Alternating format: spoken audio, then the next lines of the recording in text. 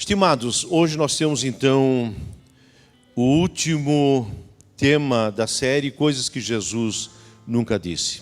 É interessante, desde que essa série começou, eu tenho percebido que não foram só essas 4 palavras que a gente acabou falando e estudando e trazendo como mensagem, mas tem tanta coisa que as pessoas falam e colocam no colo de Deus, né?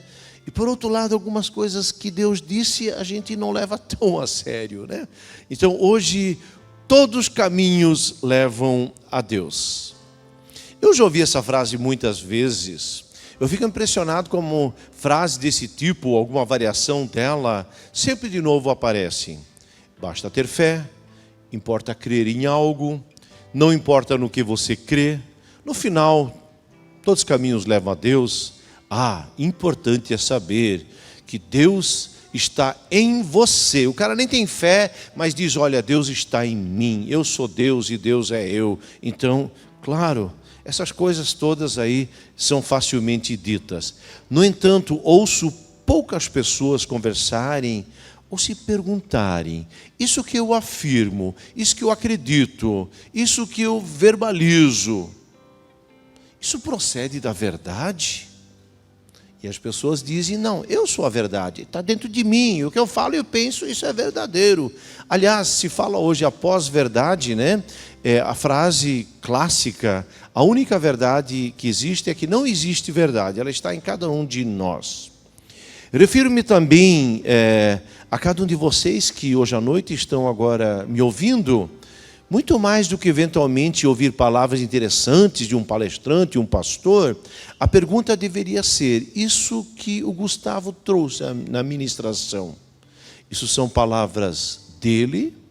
O que a banda cantou, e aliás, foi um louvor maravilhoso, isso que se tocou e cantou, isso é uma coisa apenas deles? Ou tem o Espírito de Deus, chamado do Espírito da Verdade, movendo essas pessoas aqui na frente? O que eu estou falando, claro que eu preparei, claro que eu pesquisei, claro que... Mas será que Deus fala através das minhas palavras? Então, muito mais do que uma boa palestra, vocês deveriam fazer a pergunta e questionarem-se, isso que o pastor William hoje à noite está falando, isso conecta com a verdade? Ou isso é um papo de um pastor? Esse deve ser o foco. O centro de gravidade de nossa existência deveria ser a pergunta pela verdade. Não só hoje à noite, sempre é verdadeiro, faz sentido, tem uma origem, tem uma fonte, leva para algum lugar, é libertador e assim por diante. A afirmação todos os caminhos levam a Deus certamente brotam da cosmovisão que cada ser humano tem da vida. Cada um tem sua história, suas crenças, sua tradição, a sua ideia do mundo e da verdade. Quando eu falo de cosmovisão, é o óculos que cada um coloca para enxergar a vida.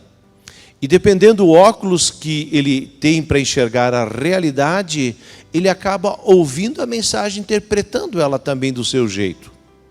Querem ver? Estou brincando agora, nem vi a meteorologia. Amanhã vai chover. O que vocês sentem quando eu falo isso? Ai, cara, estamos cansados. A gente ama a chuva, mas adora o sol, né? Não vamos nem reclamar do abafado, nada que venha o sol. Mas se vocês levarem agora essa mesma frase, vai chover, para o pessoal lá do Amazonas, do norte do Amazonas, vai chover, eles iriam ficar felizes.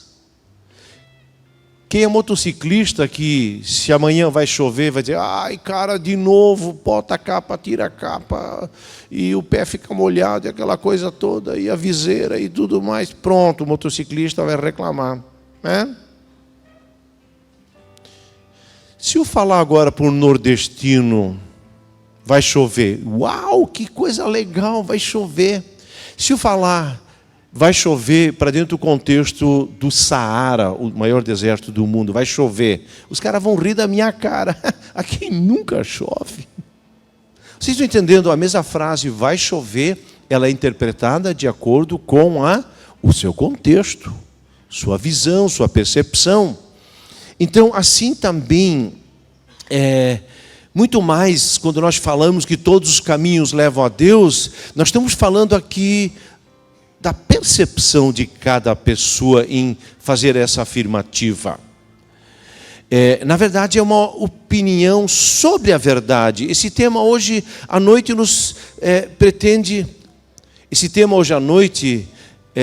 ir muito mais além de uma ideia de que eu tenho sobre Deus, como se ela fosse automaticamente a verdade. Esse tema hoje à noite nos quer levar muito além disso.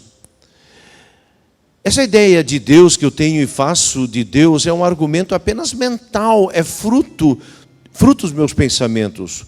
Ou essa ideia de fato se ocupa com a verdade anterior, uma verdade ontológica, ou uma verdade que está acima de nós.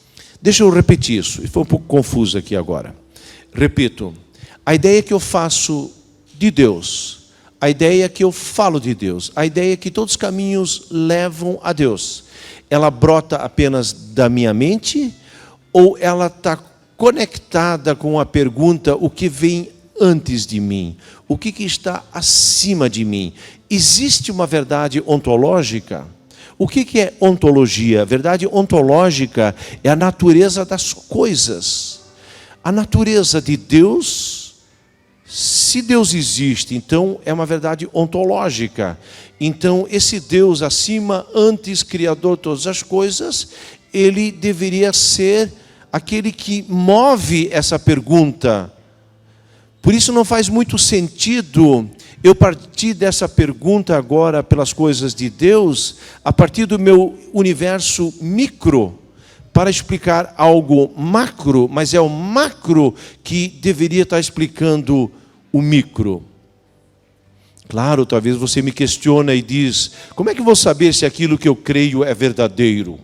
Nem tem como comprovar isso cientificamente. Ou mais, como você, pastor, sabe que aquilo que você está dizendo agora é verdadeiro ou apenas fruto da sua mente?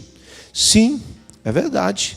Também minha argumentação vai parecer subjetiva, pessoal. Eu corro o risco, mas ainda assim gostaria de apresentar a minha linha de pensamento sobre esse assunto.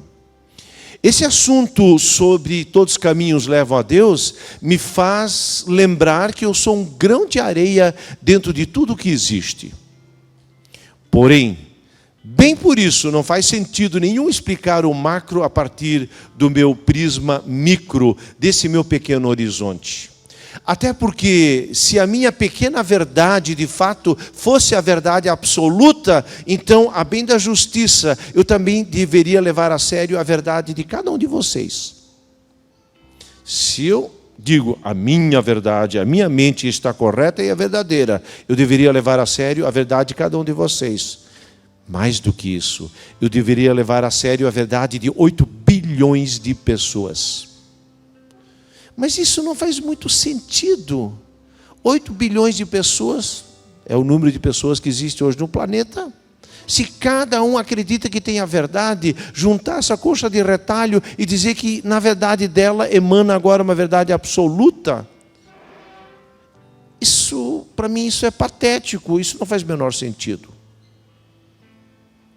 Por quê? Porque com 8 bilhões de pequenas ideias desconectas, tão divididas por opiniões, culturas, religiões, filosofias, ideologias, fragmentos da verdade, teriam por si só definir uma verdade última, absoluta? Na minha percepção, a verdade não pode ser resultado de subjetividade, de opinião. Isso seria totalmente frágil e incerto.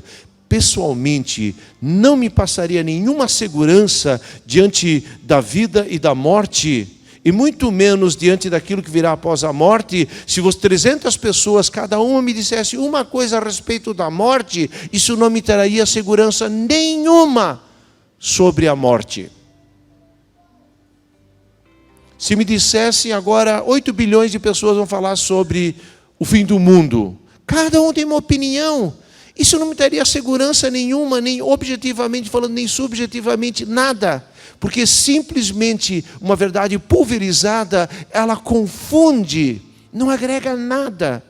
Não teria nenhum elemento agora ontológico da natureza das coisas, dos fatos como eles são. Então, se a verdade é apenas uma questão de opinião, nós vamos andar em círculos e sempre ficar reticentes. A filosofia, pessoal, muito cedo, ela procurou estabelecer alguns valores verdadeiros. E Platão, vocês lembram com o mito da caverna? Que ele diz que, na verdade, dentro da caverna tinha uns caras presos lá, e eles enxergam, através de uma fogueira, tem uns objetos, tem alguém caminhando, eles enxergam sombras. E eles acham que essa é a leitura da vida. Até que alguém se liberta, sai e vê que lá fora na caverna tem luz. Então ele volta e diz para os colegas presos: saiam daqui. Isso aqui não é a realidade, isso aqui são apenas sombras, mas na luz tem algo novo. E aí os colegas presos dizem: você está louco, nunca foi assim, a gente sempre se orientou pelas sombras. Então muito cedo, Platão, 500, 600 anos antes de Cristo, já estava, ele buscava essa partícula de uma verdade absoluta. Bom, gente, eu sei que estou enrolando um pouquinho, vamos avançar. Isaías 40:13, ele faz um questionamento bem interessante. Quem definiu limites para o Espírito do Senhor? Ou quem o instruiu como seu conselheiro? A quem o Senhor consultou que pudesse esclarecê-lo e que lhe ensinasse a julgar com justiça? Quem lhe ensinou o conhecimento ou lhe aponta o caminho da sabedoria? Na verdade, as nações são como gota que sobra do balde.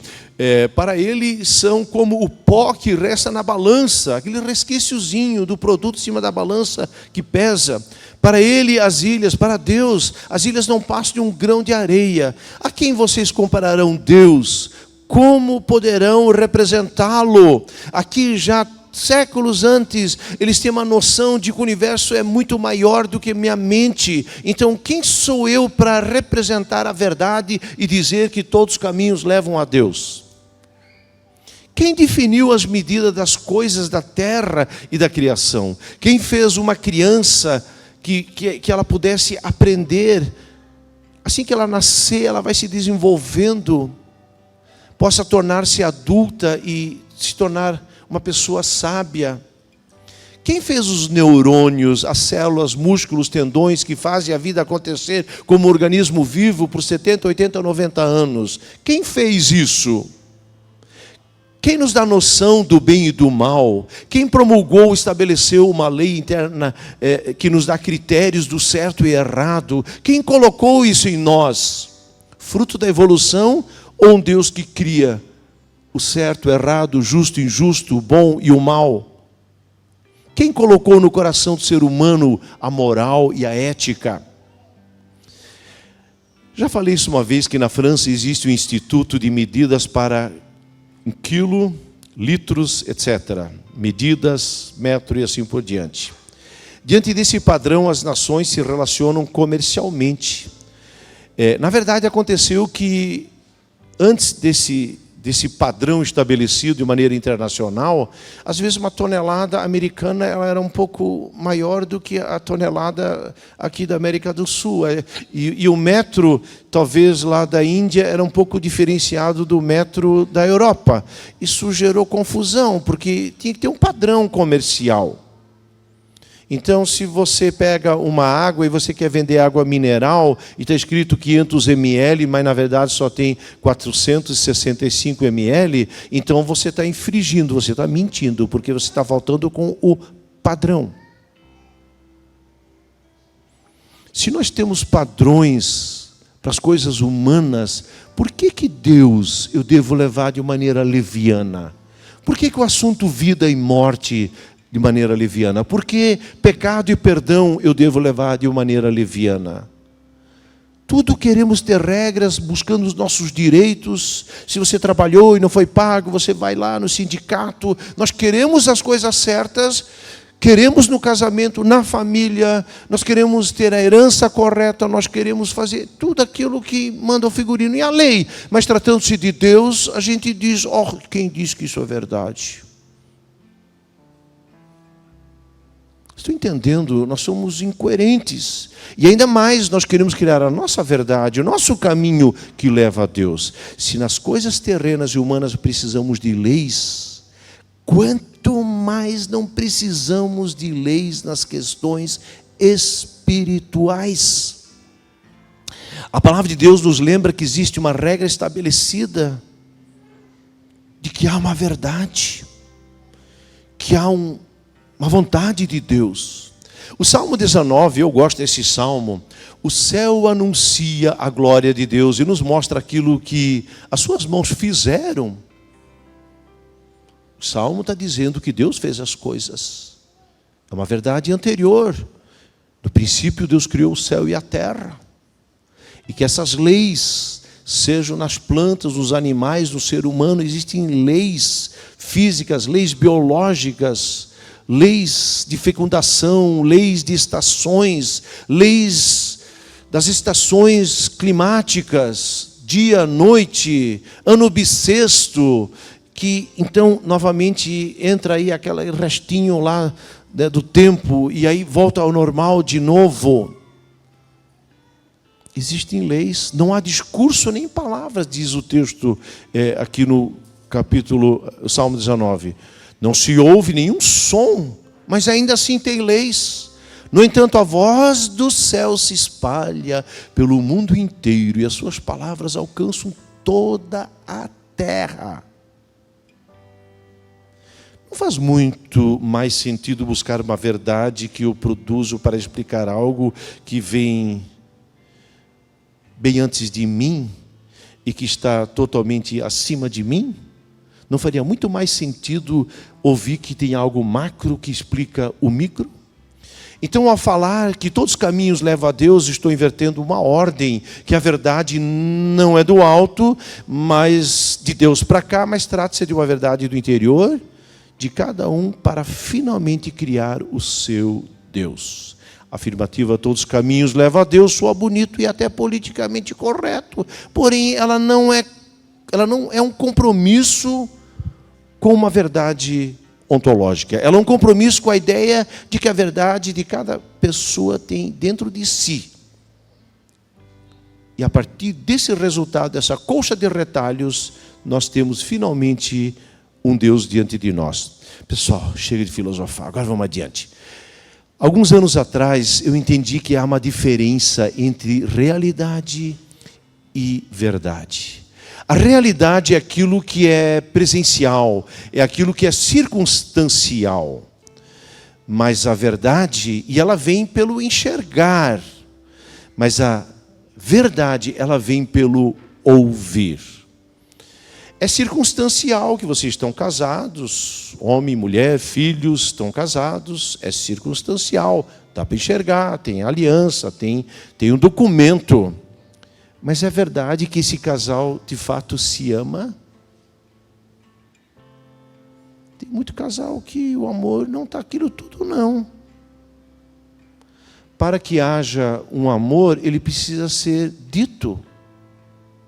Paulo vai dizer que a fé vem pelo ouvir da palavra. Então, no casamento é importante. As mulheres vêm, benzinho, tu me ama? Sim, eu te amo. Né? Pode ser o contrário também. É preciso dizer que a gente ama, para ter essa certeza que a gente é amado. Filhos precisam ouvir dos seus pais que são amados. Mas eu cuido de você, sempre paguei tudo, paguei a faculdade. Você sabe que eu te amo. Alemão gosta de você sabe que eu te amo. Não, digo, não, ele não sabe. Diga de novo que você ama. Eles não conseguem dizer, filho, eu te amo. Você sabe que eu te amo. É sempre assim. Então, diga, eu te amo. Então, a verdade, ela não é uma questão circunstancial. Ela é uma questão de ser dita. Bom, gente, esses tempos eu vi uma Ferrari lá no Beto Carreiro. Talvez vocês já viram também, né? E foi uma dessas aqui mesmo.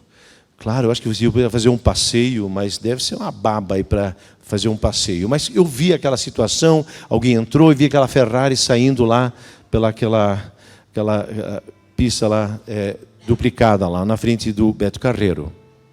Eu confesso que Geralmente nós homens, pode ter mulheres também, claro, com certeza, nós amamos um ronco de uma moto, de um carro, isso é alguma coisa que o pelo levanta, né? Um troço bonito. Cara, quando sai aquele carro roncando, é muita máquina. Isso é uma questão circunstancial. Eu não sei a verdade de uma Ferrari. Eu precisaria conhecer esse cara chamado Enzo Ferrari.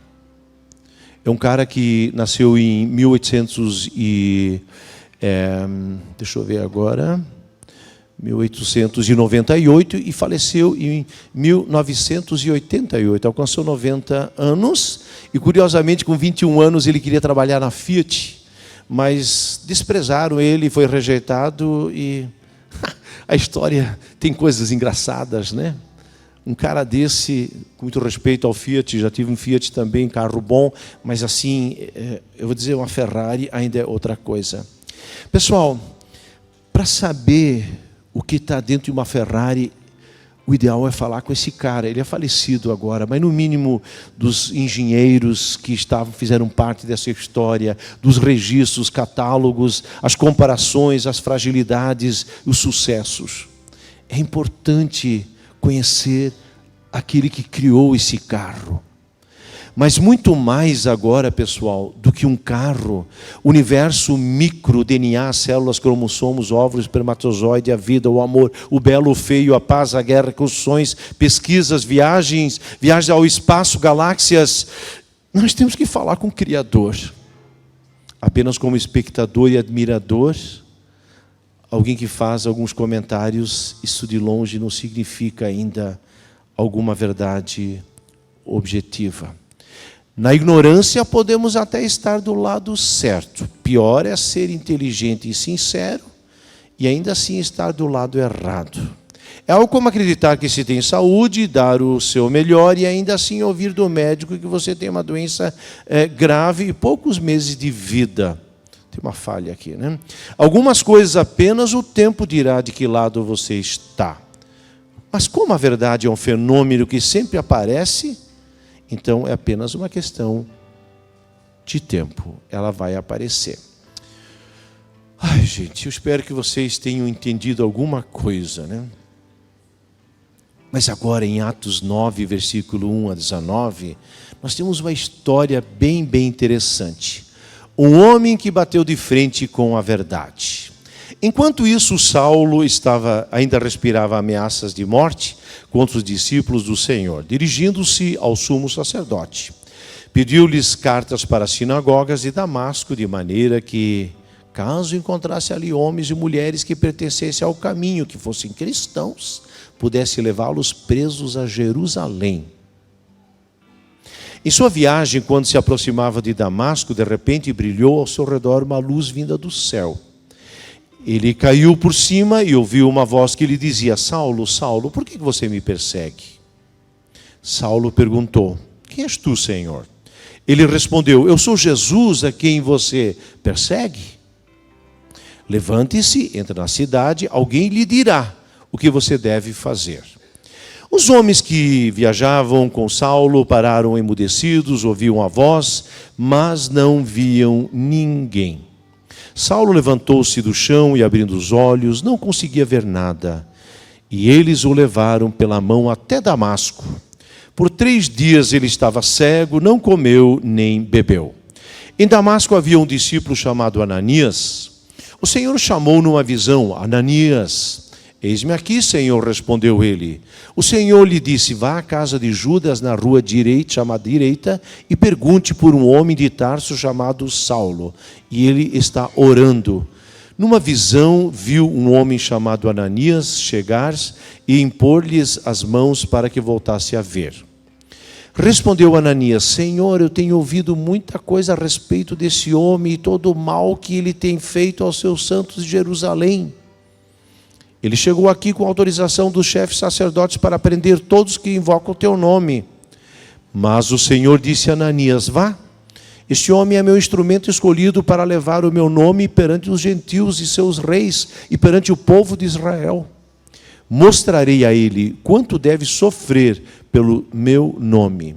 Então Ananias foi, entrou na casa, impôs as mãos sobre Saulo e disse: irmão Saulo, o Senhor Jesus, que lhe apareceu no caminho por onde você vinha, enviou-me para que você volte a ver e seja cheio do Espírito Santo.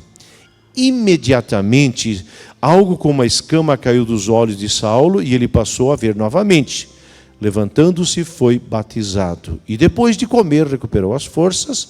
Saulo passou vários dias com os discípulos em Damasco. Estimados, eu quero trazer 5 pontos para agora dizer o que é isso quando a verdade ela entra em nossa experiência. Viver uma vida como se fosse a verdade é igual à escuridão. Interessante que Paulo era um cara da tribo de Benjamim, era um cara estudado e é um cara que foi formado de maneira muito inteligente aos pés de um mestre chamado Gamaliel. Ele era uma referência, ele era, na verdade, um fariseu. Essa era a turma que sabia tudo de Deus, das leis judaicas e de tudo mais. Pessoas extremamente inteligentes. Como é que pode, né? Ele, agora buscando a sua verdade, ele entende que nós temos que acabar com esses cristãos que são pessoas indigestas, que atrapalham e estragam o judaísmo. E ele vai ao sumo sacerdote, é um aliado dele, porque sempre vai ter gente aliada também no contexto da inverdade. O sumo sacerdote dá uma carta de referência e permite ele ir até Damasco, dá uns 150 quilômetros, que fica na Síria. Por que a Síria? Parece que são dezenas de sinagogas que há na Síria. E sinagogas eram pequenas capelinhas onde os judeus se encontravam. E algumas dessas capelas deixaram de ser apenas judeus e entenderam que Jesus era o Cristo. Mas esse burburinho chegou até Jerusalém dizendo, esses cristãos, esse tal de Jesus que diz que ressuscitou, mandou o seu Espírito Santo, esse tal de Jesus nem existe, mas deixou um estrago terrível. E aí Saulo disse, deixa eu até lá, pego essa turma, tiro eles da sinagoga, trago para Jerusalém. E Saulo, inclusive, gostava de apedrejar, estava junto lá com Estevão. Como é que pode? Você sinceramente segue uma jornada achando que ela é verdade e ela é uma mentira. Já aconteceu que você foi sinceramente enganado? Que você achava que era isso? Um projeto, uma aquisição, um carro, e de repente você vê que isso não é verdade, foi fake news, não, enganação mesmo. Paulo usa a sua mente, sua estratégia, canaliza a sua raiva contra os seguidores de Jesus. Interessante que Paulo depois, ele viria dizer em Romanos 3, como está escrito, não há nenhum justo, nenhum sequer, não há ninguém que entenda, ninguém que busque a Deus, todos se desviaram, tornaram-se juntamente inúteis, não há ninguém que faça o bem, não há nenhum sequer. Em outras palavras, Paulo está dizendo, desconfie, desconfie, desconfie, desconfie. Desconfie do seu presidente, desconfie dos candidatos de presidente, desconfie do seu prefeito, desconfie do seu professor, do seu patrão, desconfie da sua esposa, desconfie do seu esposo. Desconfie, desconfie, desconfie. É isso que Paulo está dizendo. Isso parece um pouco brutal, né? Porque nós temos a natureza da mentira dentro de nós. E tem coisas, pontos cegos dentro de nós que nós ficaríamos vermelhos de vergonha se talvez a minha esposa soubesse o que passou aqui dentro.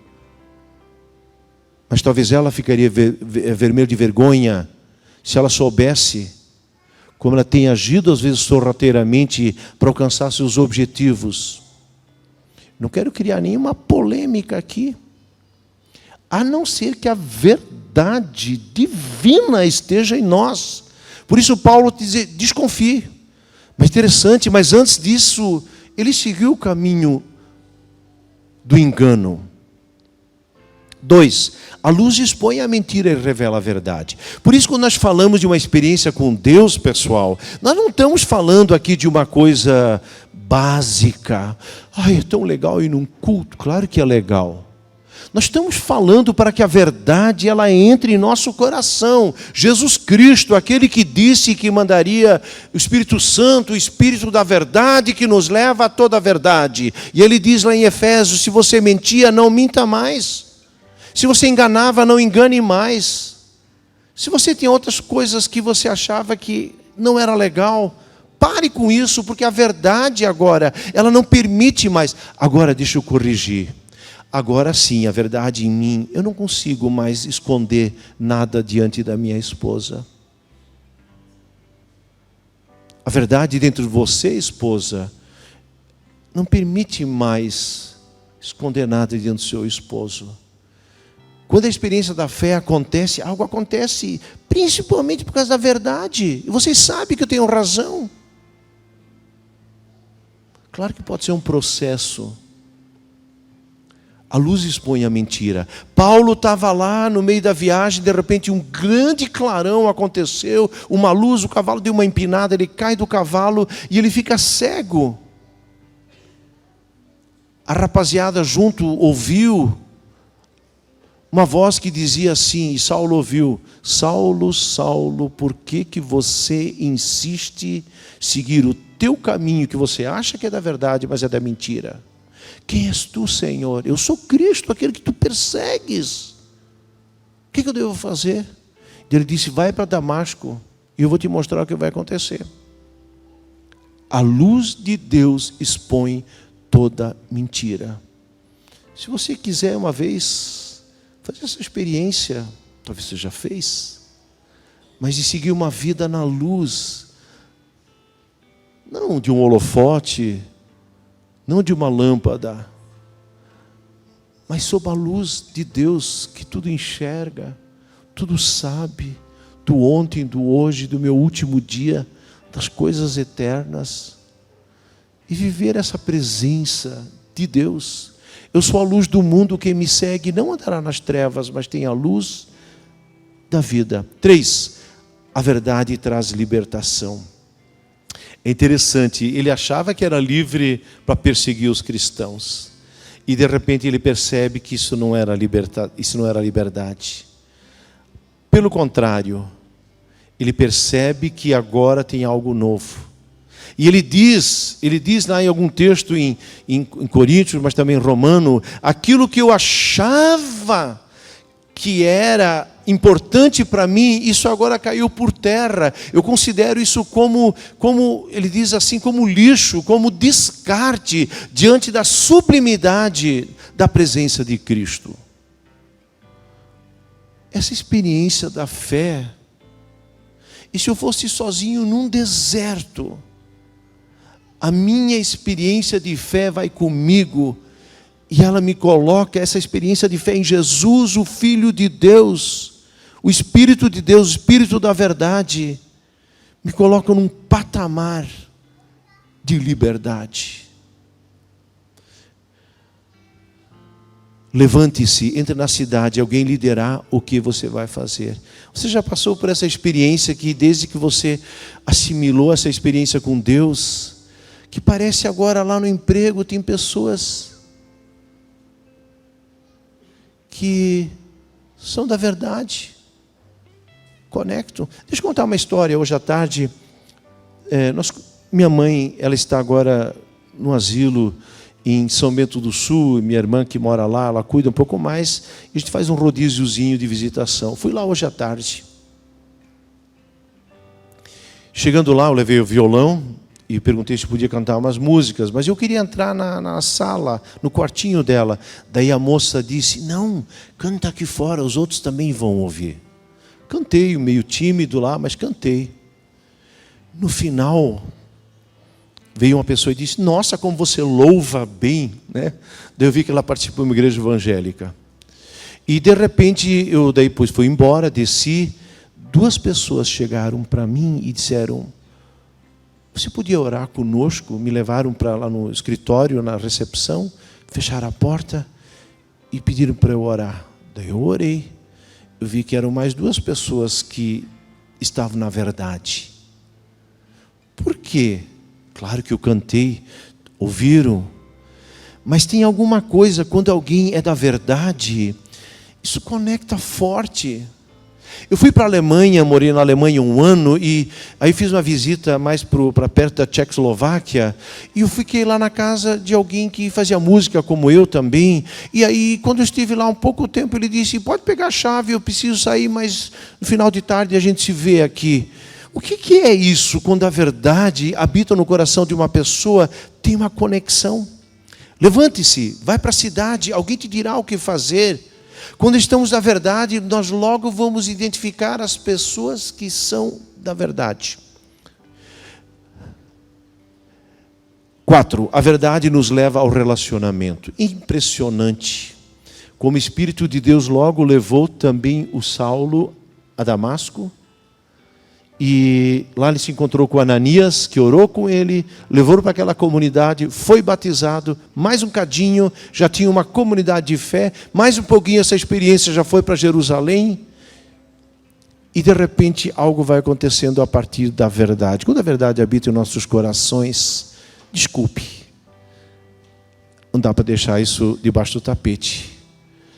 Você pode ser um caixa de supermercado, você pode ser um médico, você pode ser um professor, você pode ser um empresário.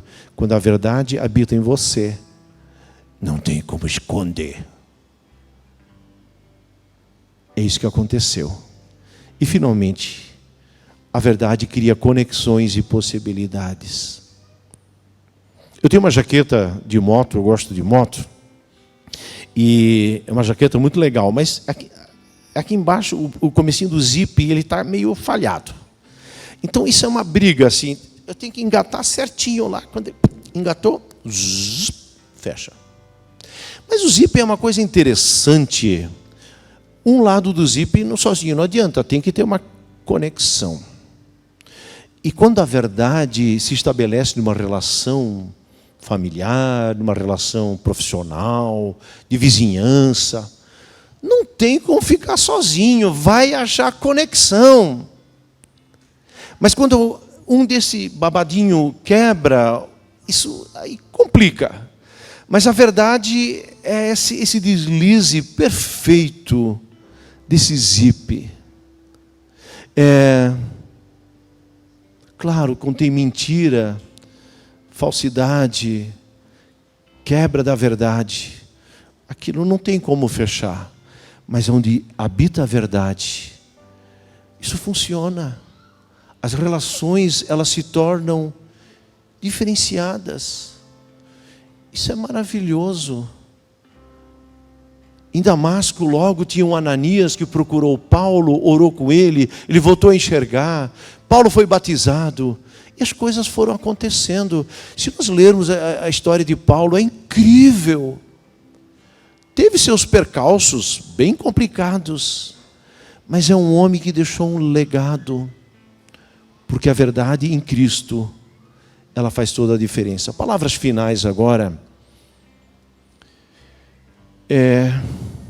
Tem um texto de Apocalipse 22, 13 e 15, diz: eu sou o alfa e o ômega, o primeiro e o último, o princípio e o fim. Felizes os que lavam as suas vestes, para que tenham o direito da árvore da vida, possam estar na cidade pelas portas, entrar na cidade pelas portas. Fora ficam os cães, os que praticam feitiçaria, os que, aqui não é fora os cachorrinhos, tá? Cão é uma pessoa maldosa, tá? Embora que os cachorrinhos, eles vão para o céu dos cachorros, tá, gente? Calma aí, também não é assim, tá? Os que praticam a feitiçaria, os que cometem imoralidades sexuais, assassinos, idólatras e todos que amam e praticam a mentira. Você quer ir para o céu? Você quer fazer parte desse povo de Deus, dessa história de conexão com o Criador e com as pessoas ao seu lado? Então, a busca da verdade é essencial. E o texto clássico, João 14, 6, respondeu Jesus: eu sou o caminho, a verdade e a vida, ninguém vem ao Pai senão por mim.